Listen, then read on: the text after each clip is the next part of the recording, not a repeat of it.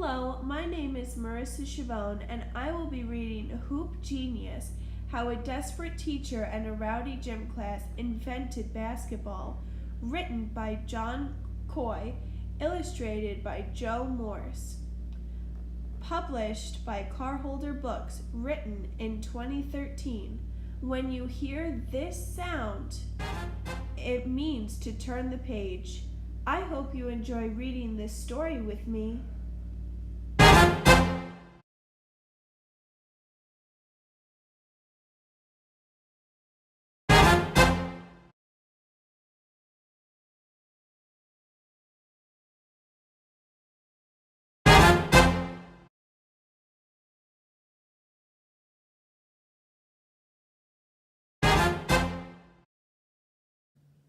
Hoop Genius, How a Desperate Teacher and a Rowdy Gym Class Invented Basketball, written by John Coy, illustrated by Joe Morse, published by Carolrhoda Books.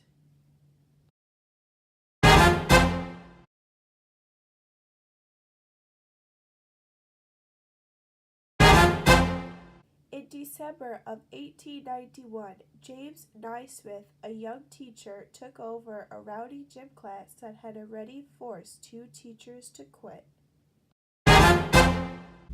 He didn't want to, but nobody else would teach that class. The students hated the boring exercises and gymnastics that they'd been doing over and over, so Naismith decided to try something fun. Indoor football. He needed something much less rough. The next day, Naismith suggested indoor soccer. He called a halt.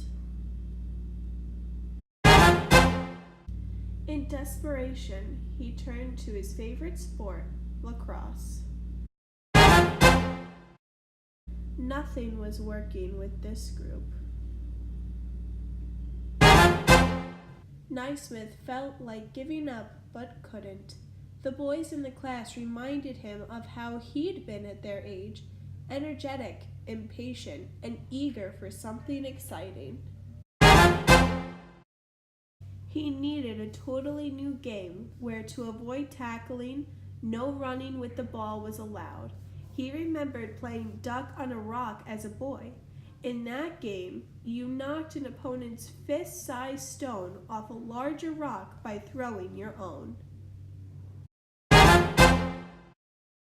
If you missed, you had to retrieve your stone before you were tagged, so accuracy was more valuable than force. He snapped his fingers and said, "I've got it! How about a game with a goal off the ground that required an arching throw?" That night, he stayed up late thinking about the new game. The next morning, December 21st, 1891, Naismith rushed into his office and grabbed a soccer ball. Now he needed a goal.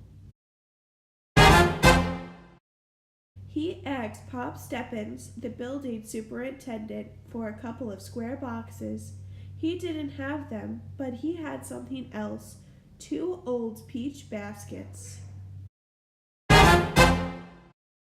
Naismith tacked the rules to the gym bulletin board and promised the class that if this new game failed, he would not try any more experiments. Captains chose teams of 9 members, and Naismith selected 2 center men. He tossed the ball up between them, and they jumped for it to start the new game. Because the men had never played before, Naismith called many fouls for holding, pushing, and tripping. After 2 fouls, the player had to sit on the sideline until the next goal occurred. William Chase launched a shot from 25 feet. That went in for the first and only basket of the game. When Naismith blew the whistle to end the game, nobody wanted to leave. The next day, the students lined up eagerly for the game. They played hard but avoided fouling because they wanted to stay on the court. When students went home for Christmas vacation, they taught the new game to their friends. Soon people in cities, small towns, and on farms were playing basketball. In 1892, a group of women teachers from a nearby school asked James Naismith if they could play too. "I don't see why not," he said, and games were arranged. In one of them, Naismith, as referee, was shocked when he called a foul, and one of the women protested as strongly as any man. But he remembered that game clearly. One of the women, Maud Sherman, later became his wife. By 1936, basketball was so popular around the world that it became an Olympic sport. James Naismith attended the opening ceremonies, and when each nation dipped its flag to honor him, tears of happiness came to his eyes.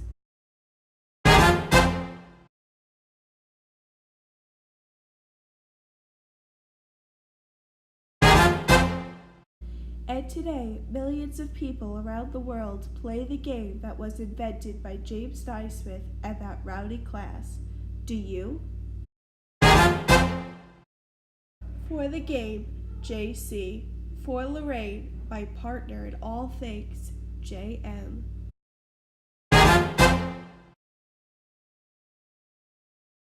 The end. I hope you enjoyed reading with me, and I look forward to reading with you again soon.